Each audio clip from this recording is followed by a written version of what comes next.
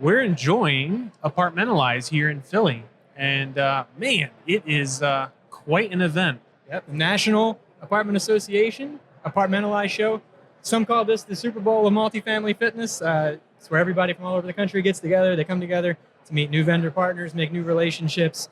We are happy to welcome here to the microphone here at Everyone Needs a Spotter, Adrian Danila. Thank you so much for taking time to sit down here with us. I'm super excited to be here with you. Yeah, thanks for coming on with us. This is definitely in your wheelhouse. Tell people a little bit about who you are, what you do, before we get going here. So Adrian Danila, been in multifamily for 21 years. I've been an operator for 20 years. Started as a groundskeeper entry level, worked my way up to a VP level. And about 10 months ago, I decided to go on my own, to start my own business. Currently, I'm doing consulting for multifamily owners, operators, also for multifamily suppliers. Also, I'm building a media company, which is 3 podcasts so far with production, post-production. We produce about 8 to 10 episodes a month and about 50 to 70 pieces of video content each month. Yep. So if anyone that's active on LinkedIn and you're in the multifamily space, I guarantee you've seen one of Adrian's posts because the algorithm is effective. And I know that you put a lot of thought and effort into, how it is that you prepare that content, the things that you focus on. I know maintenance is very core to your experiences and very important to you. As a company that led with service, first as our roots and our foundations, we consider ourselves to be adjacent to the maintenance side of the multifamily world.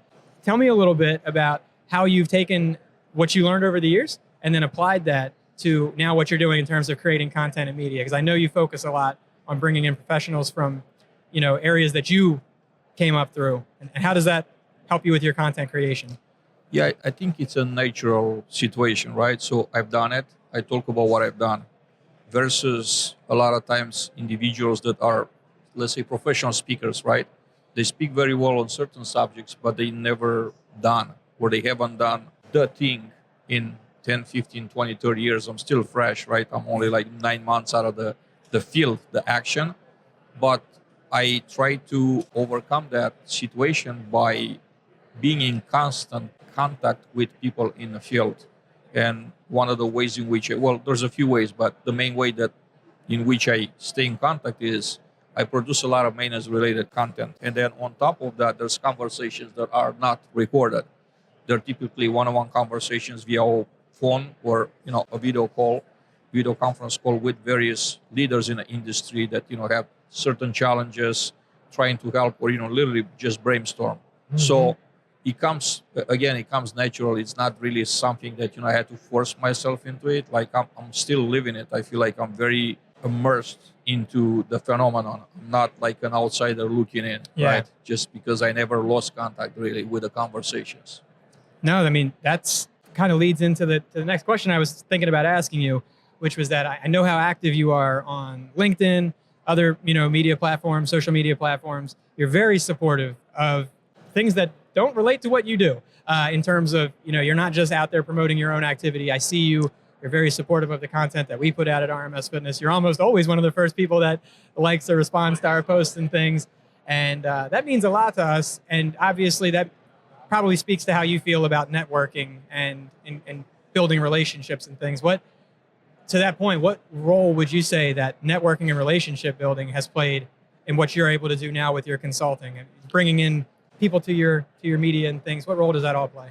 It's the most important thing for me. First of all, I network not because, I'm looking for benefits. It's not like, of course, when you network and you're good at it, like there's benefits to it, obviously.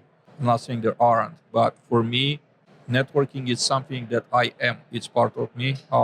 I've been networking since I have been a very small child. Like my earliest memories, we moved from one place to another with my family, and I was trying to come out with ways in which my friends from my old neighborhood could become friends with my new friends in my new neighborhood. And I was 6 years old at the time. Wow. You didn't want to leave one batch behind and move on to the next. You wanted to bring them all together. Even my best friends from high school, and my best friends from law school, which I graduated in Romania, have become best friends that actually go on vacations together. Oh, wow. And I left Romania 21 years ago. Wow, okay. That's awesome. I was going to ask you how long ago you left Romania. Yeah. You've been back to visit, I'm assuming. You just went earlier this year, right? Yeah. Okay. Yeah. Well, not this year, but I went twice last year. But we are in June now. So yeah, we're Yeah, halfway through the next one now. Yeah. Yeah.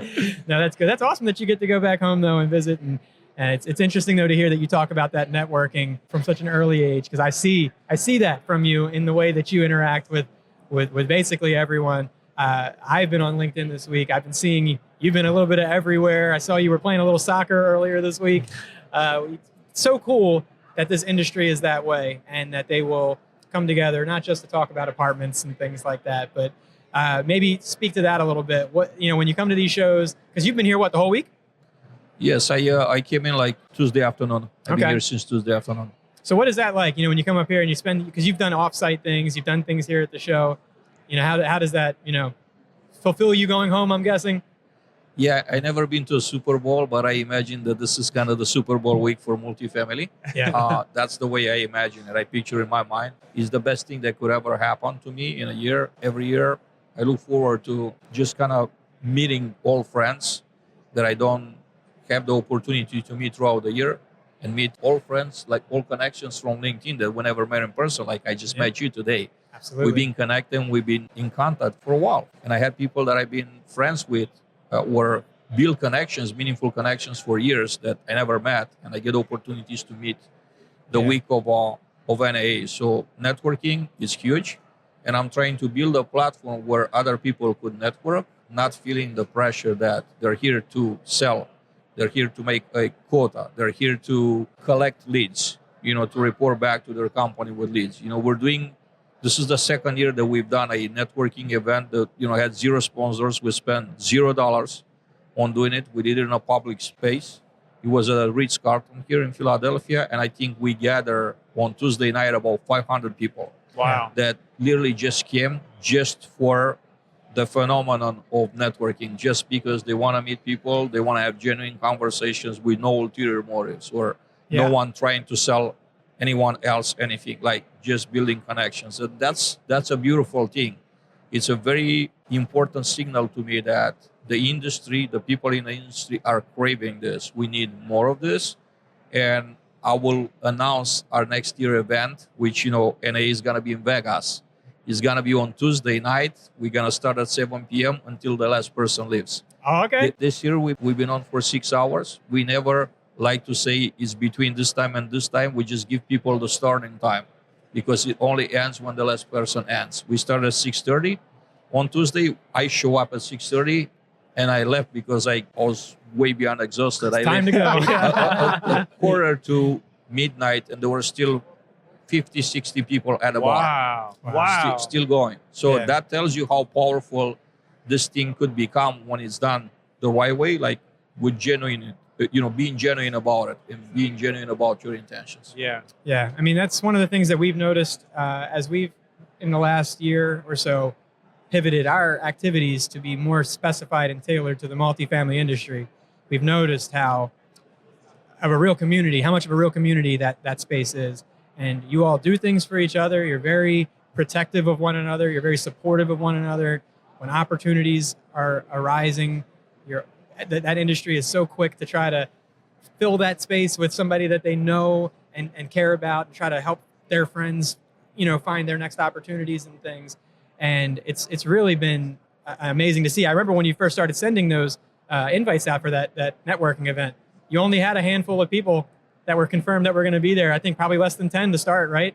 And then you rolled that out, and the response of 400 to 500 people was great. I was at home crying into my coffee cup that I wasn't able to be up here. I was at home, needing to be here Thursday and Friday. I couldn't quite make the trip up early, but it's so great to see that you guys can put that together that way and to be there. And you mentioned it, but to meet people that we haven't met in person is really special and solidifies a lot of those relationships and things like that. You mentioned being a podcast host and content creator that specifies in a lot of things for multifamily. Are there anything, a lot of our listeners most of our listeners are in the multifamily space at this point. And is there anything that you want to tell them about your podcast, your content, things that you have coming up that you think are exciting, or just where they can find you and find that content so that they can tap into the awesome things that you create? Because I know it's a lot of long form content. You have a lot of executives that from different roles and companies come through. Where can people find that out? Absolutely. I appreciate the opportunity to share. So we do a live podcast every Thursday, 3 p.m. Eastern. I have a permanent co-host right there, Chris Moreno. Our guests are mainly executives in the industry, CEO of the company, vice president of operations, owners, and operators. That's the first one. The second one, and we do it on LinkedIn, right? It's on LinkedIn Live. Yep. And people are actually joining. We're creating, we're making it very interactive. People in the audience could ask questions. We take questions from the audience and we ask our guests. The second one is Multifamily X, Masters of Maintenance. We produce about 2 episodes a month. Our guests out there are directors of maintenance and vice president of facilities, and we discuss hot topics of the industry related to maintenance on each episode.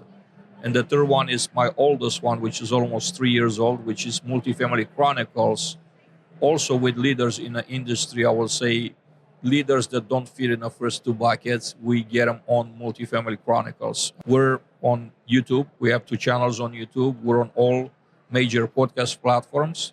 And we're also on TikTok, Instagram, Facebook. We're everywhere pretty much. Yeah. Anywhere you want to find them, you can find them. You heard it here. No, but I know something that's important to you from what I've observed is trying to create space in the industry for technicians on the maintenance side and maintenance operators, management, to really have the place in the industry that they really deserve. And I know that that's something you talk about a lot on your shows and your content. We know as a service providing company that a lot of times the people that show up in the coveralls and with the wrenches and tool bags, they don't always appear to get the appreciation that they deserve in the end.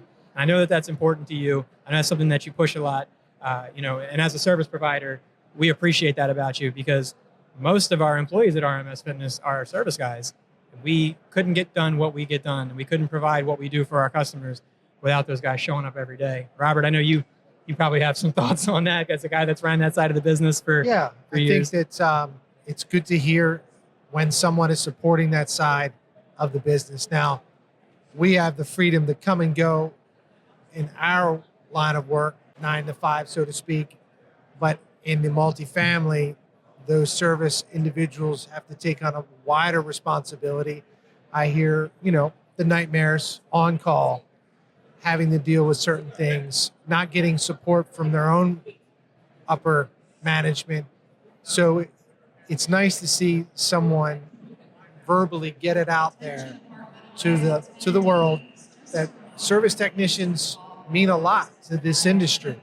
And by treating them with the due respect, training them properly and supporting them, whether it's an on-site service for the HVAC or for just all around mechanical operations of the property.